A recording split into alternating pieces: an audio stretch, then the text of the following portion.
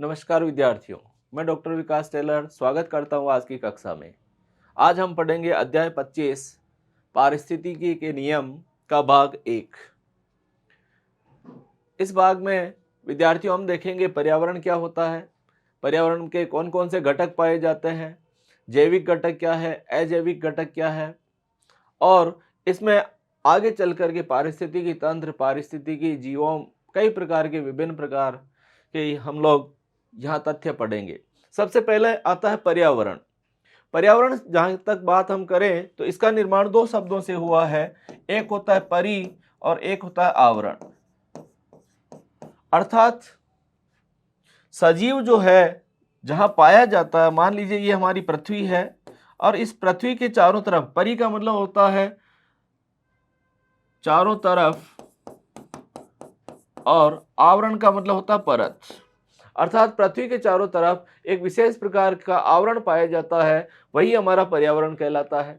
दूसरे शब्दों में हम ये कह सकते हैं कि पर्यावरण के अंदर सजीवों को चारों तरफ से घेरने वाला आवरण ही पर्यावरण कहलाएगा।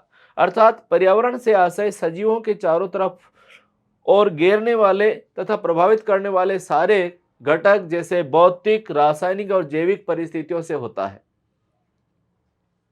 पर्यावरण एक जीव के आसपास की भौतिक, जैविक स्थितियों और उसके साथ अंतरक्रिया को भी दर्शाता है। अर्थात जिस वातावरण में सजीव पाए जाते हैं, चाहे वो वनस्पति हो, चाहे जीव जंतु हो, वो आपस में अंतरक्रिया दर्शाते हैं। इस अंतरक्रिया का ही एक सामूहिक परिणाम जो होता है वो हमारे पारिस्थितिकी के रूप में भी आगे देखने को मिलेगा, और चारों तरफ उपस्थित जो आवरण है वही हमारा पर्यावरण कहलाता है। इसी के साथ में हम देखें तो देख लीजिए, ये हमारी मान लीजिए पृथ्वी है। पृथ्वी के चारों तरफ का जो वातावरण है उसके घटक जो रहते हैं वो सामान्य रूप से दो भागों में बांटे जाते हैं। एक होता हमारा जैविक घटक जिसमें समस्त जीव सम्मिलित कर दिए जाते हैं, जबकि दूसरी तरफ आता है निर्जीव घटक, अर्थात जो कि अजैविक श्रेणी में रखे जाते हैं। निर्जीव घटक जो होंगे वो अजैविक की श्रेणी में रखे जाते हैं और सजीव घटक जो होते हैं उनको जैविक श्रेणी में रखा जाता है। जैसा कि हम जानते हैं ये घटक आपस में अंतरक्रिया के फलस्वरूप ही एक जीवन को संभव बनाने का कार्य करते हैं। अजैविक घटक कौन कौन से होते हैं? देखिए, जो भौतिक नियमों का पालन करते हैं वो आपके भौतिक श्रेणी में आते हैं। पर्यावरण में संपन्न होने वाली विभिन्न प्रकार की रासायनिक क्रियाएं और रासायनिक क्रियाओं में भाग लेने वाले जो हमारे महत्वपूर्ण घटक होंगे जो सजीव के लिए आवश्यक होते हैं, उन्हें हम रासायनिक घटक की श्रेणी में रखते हैं। और अगला आता है मृदीय घटक, अर्थात मृदा से संबंधित संपूर्ण घटकों को हम मृदीय घटकों के नाम से जानते हैं। तो देखिए, सबसे पहले एक एक घटक करके हम यहाँ पर बात करते हैं। भौतिक घटक में नंबर 1, पहले नंबर पे आता है प्रकाश। जहां तक प्रकाश की बात की जाती है तो पृथ्वी पर सूर्य जो होता है वो प्रकाश का महत्वपूर्ण स्रोत होता है। अर्थात धरती पर प्रकाश उपलब्ध करवाने का समस्त कार्य जो किया जाता है वो सूर्य द्वारा किया जाता है। सूर्य से जो प्राप्त होने वाली विकिरणें होती है वो विभिन्न प्रकार की पाई जाती है, लेकिन सजीवों के लिए जो आवश्यक प्रकाश होता है उस आवश्यक प्रकाश को हम ये देख लिए आपका सूर्य है।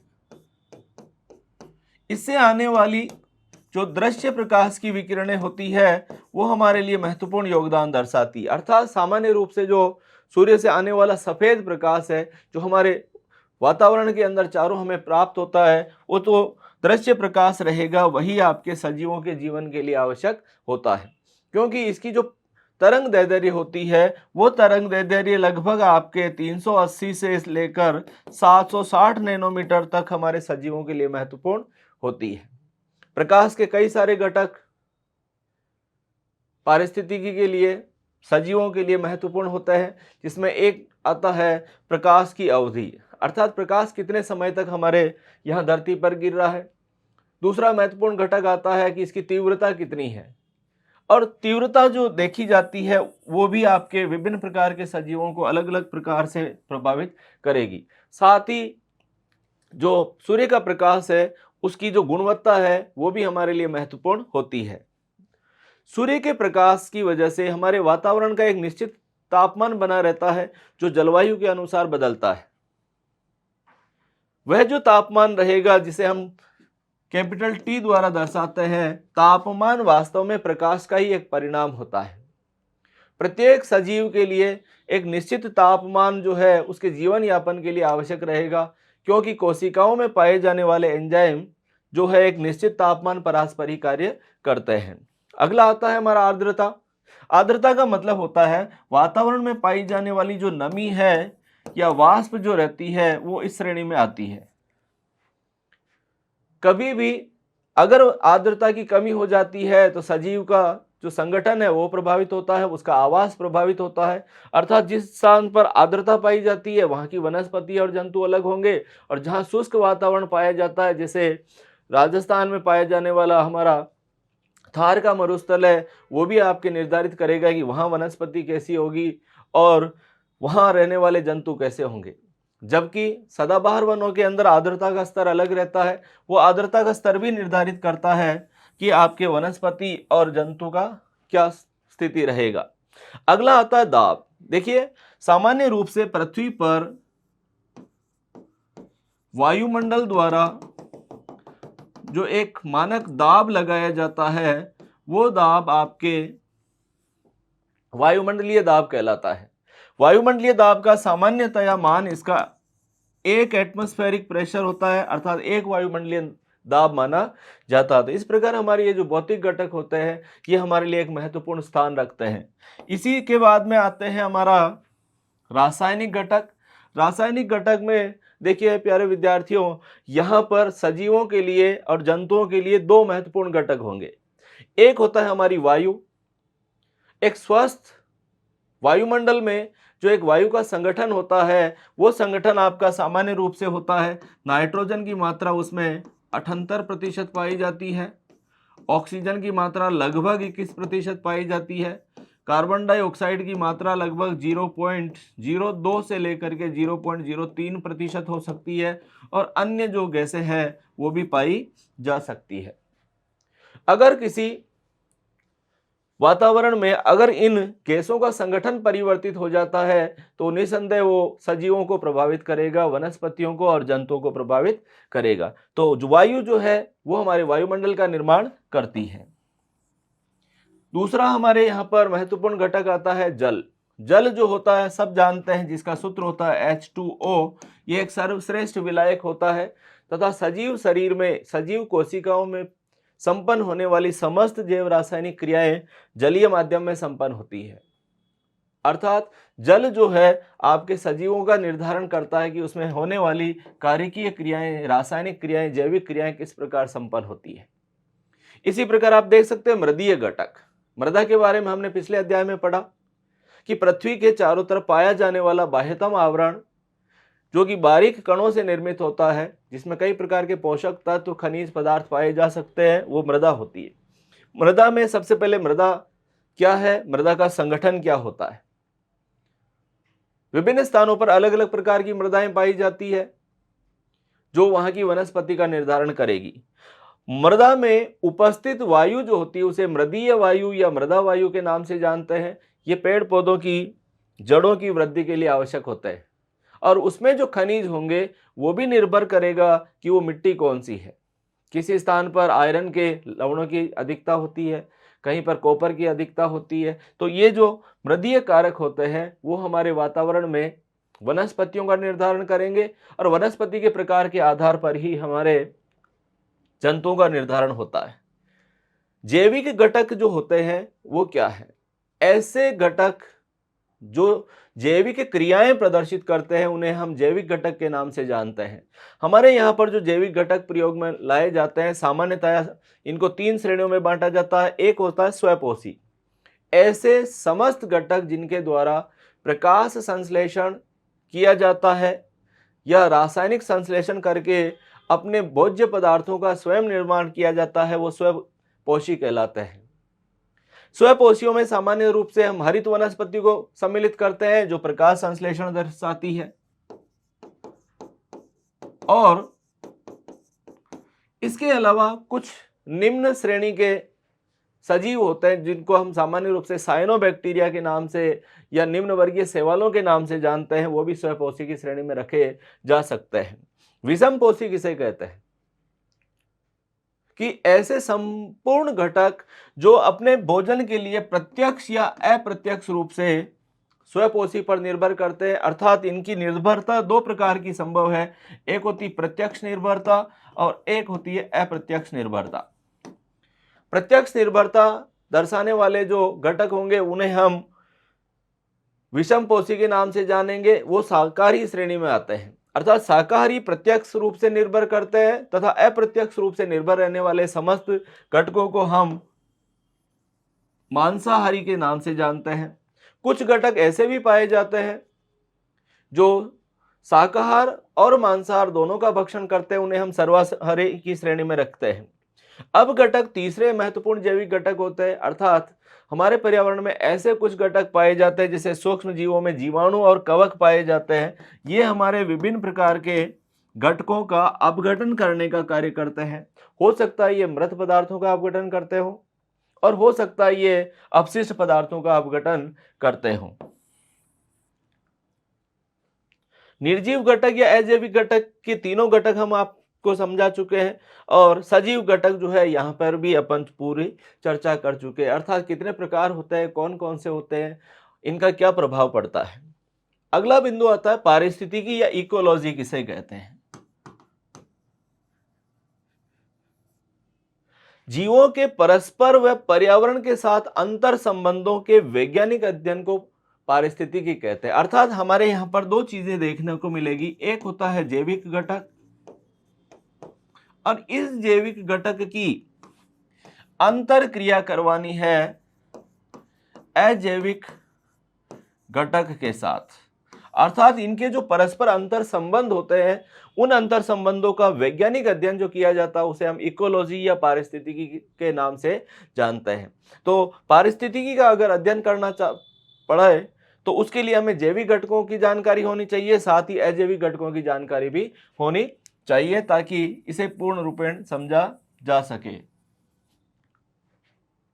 जीवन संगठन, देखिए मैंने आपको पहले भी बताया था पूर्व कक्षाओं में कि हमारे शरीर का निर्माण जो होता है, चाहे प्रत्येक सजीव, चाहे वो पादप हो या जंतु हो, उसके शरीर का जो संगठन होता है वो बहुत छोटे स्तर पर जैव अणुओं के द्वारा होता है।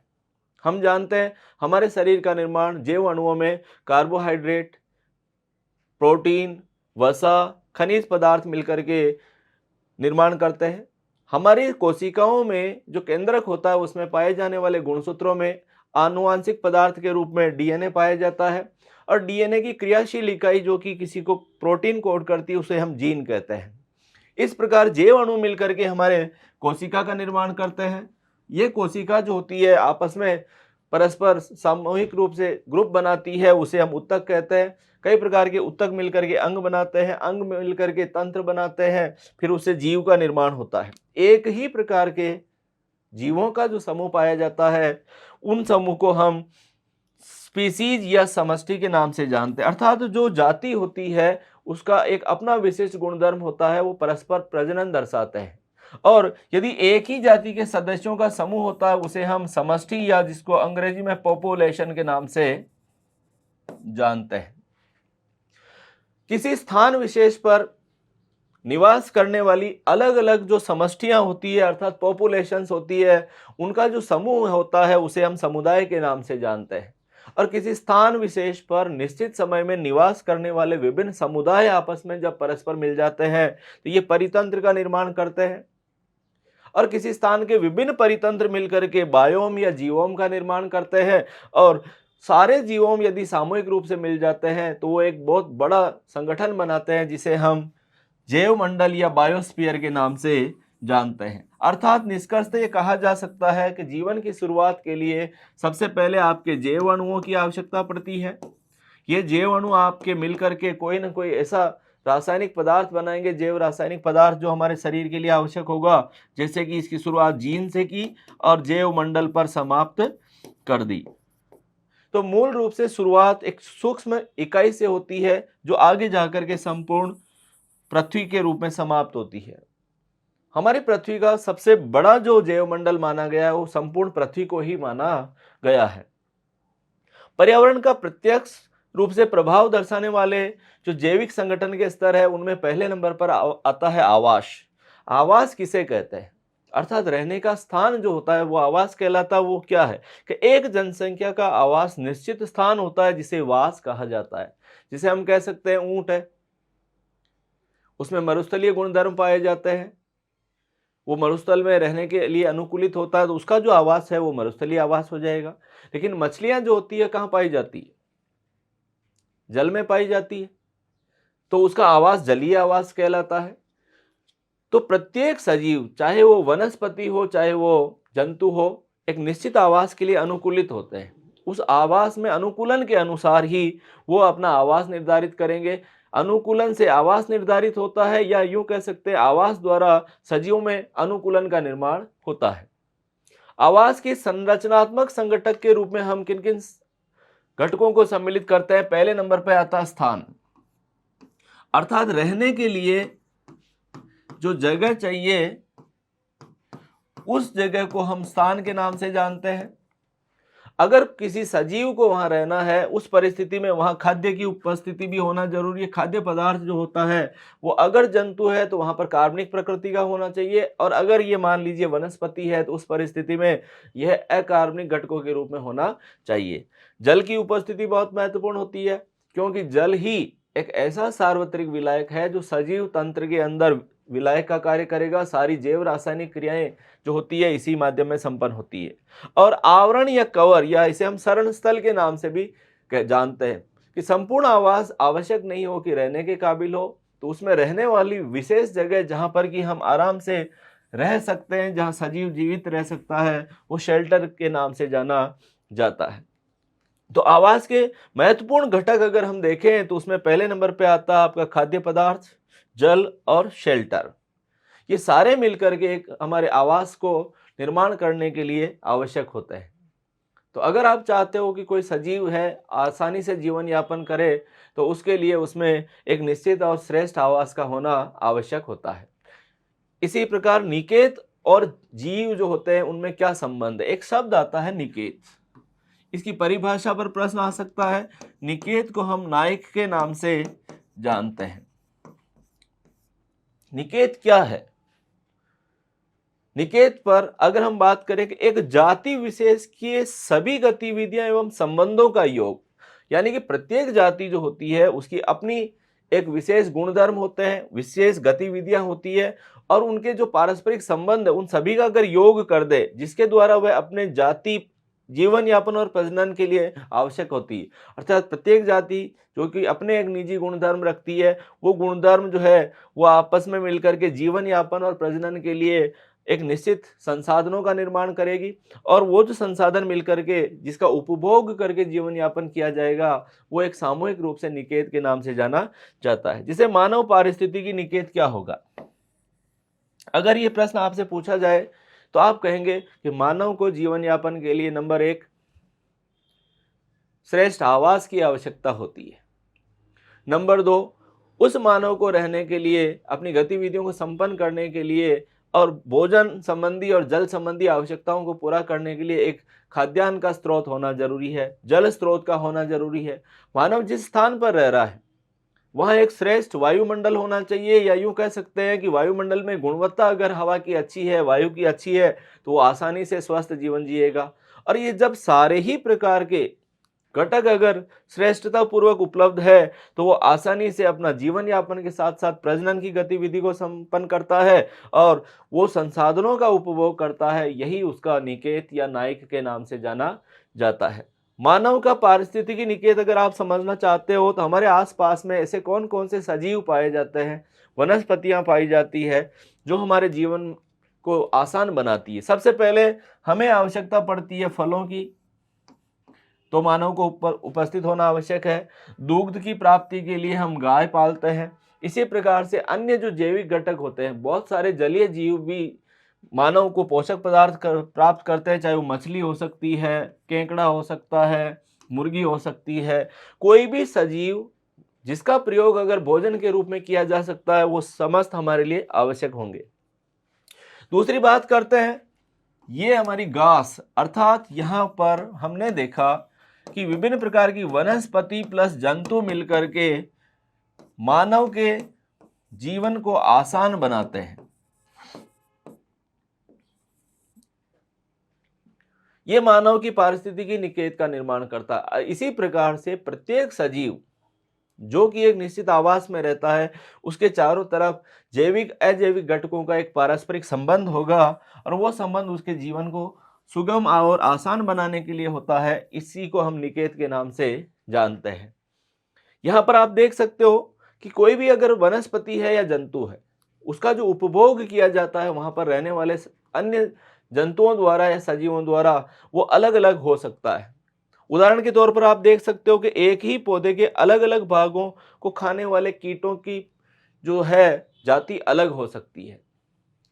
कुछ ऐसे पाए जाते हैं जैसे उदाहरण के तौर पर फीता मदकून, ये हमारे पौधे के ऊपर वाले भाग पर आश्रित रह करके अपना जीवन यापन करता है।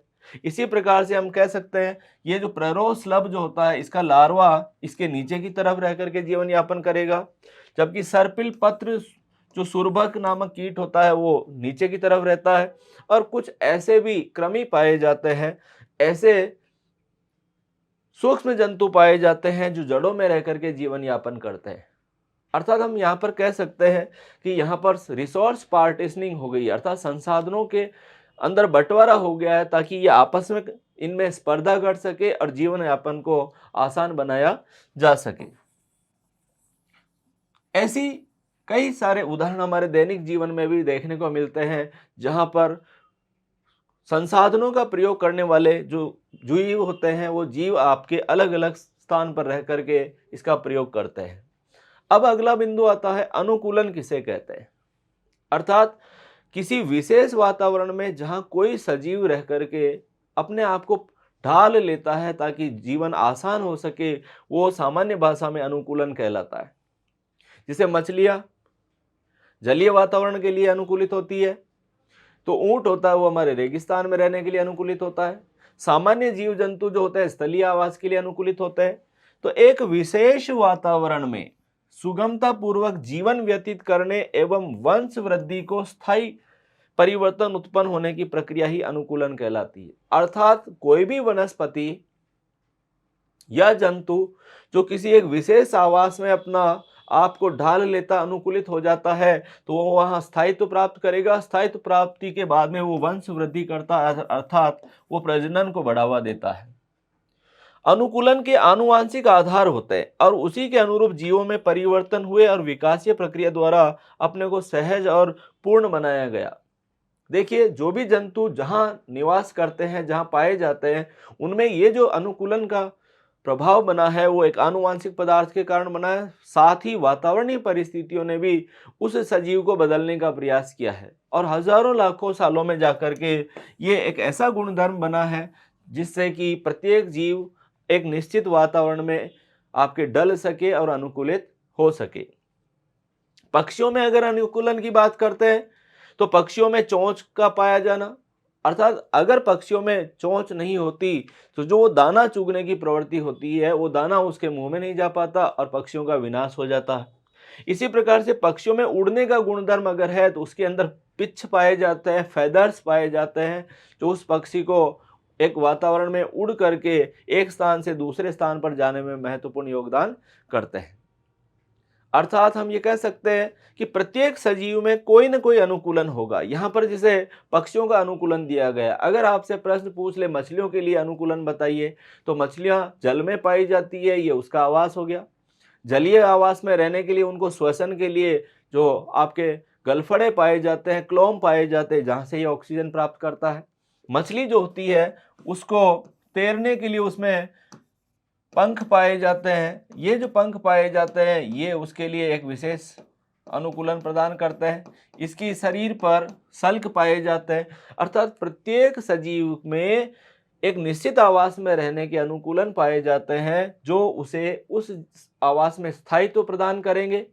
उस स्थान पर वो अपनी वृद्धि करेगा और प्रजनन के द्वारा अपनी संख्या बढ़ाने का कार्य करता है। इसी प्रकार से स्पीसीज या जाति किसे कहते हैं, अर्थात जीवों का एक ऐसा समूह जो प्राकृतिक रूप से प्रजनन कर सके, अर्थात समान गुणधर्म दर्शाने वाले जीवों का ऐसा समूह जिनमें पारस्परिक रूप से प्रजनन संभव हो, प्राकृतिक रूप से प्रजनन संभव हो, और साथ ही उत्पन्न होने वाली संतान जो होती है वो उर्वर होनी चाहिए, अर्थात संतान भी प्रजननशील होनी चाहिए। कुछ उदाहरण आपको ऐसे देखने को मिलते हैं जिसमें परस्पर प्रजनन तो हो जाता है, लेकिन संतान जो होती है वो उर्वर नहीं होती है, तो उसे एक समान श्रेणी में नहीं रखा जाता है। अगर आपको इसका श्रेष्ठ उदाहरण देखना है तो इसका सर्वश्रेष्ठ उदाहरण है आपका गधा। अगर गधा जो होता है उसका क्रॉस अगर घोड़ी के साथ करवाया जाए तो उस परिस्थिति के अंदर आपके खच्चर का निर्माण होता है। खच्चर निसंदेह अलग अलग जाति के जंतुओं के द्वारा उत्पन्न हुआ है, लेकिन वास्तव में इसमें स्वयं में उर्वरक दक्षता नहीं होती है, प्रजनन की दक्षता नहीं होती है, इसलिए हमें इस गधे और घोड़ी को एक जाति के समूह में नहीं रखा जा सकता है। तो प्यारे विद्यार्थियों, इस प्रकार हमने पारिस्थितिकी के नियम के भाग 1 के बारे में बताया था, जिसमें मैंने आपको पर्यावरण बताया, पारिस्थितिकी बताई, जो विभिन्न प्रकार के घटक होते हैं उन घटकों के बारे में हमने अध्ययन किया, किस प्रकार जैविक घटकों का योगदान होता है, अजैविक घटकों का योगदान होता है, और साथ ही हमने ये भी देखने का प्रयास किया कि कोई भी सजीव जो रहता है वो एक निश्चित आवास में ही पाया जाता है, वो अपने आवास के लिए ढल जाता है, जिसे हम अनुकूलन के नाम से जानते हैं, और अनुकूलन जो होता है प्रत्येक सजीव के अलग अलग होता है। तो विद्यार्थियों, इस प्रकार हमारा भाग 1 समाप्त होता है। बहुत बहुत धन्यवाद। नमस्कार।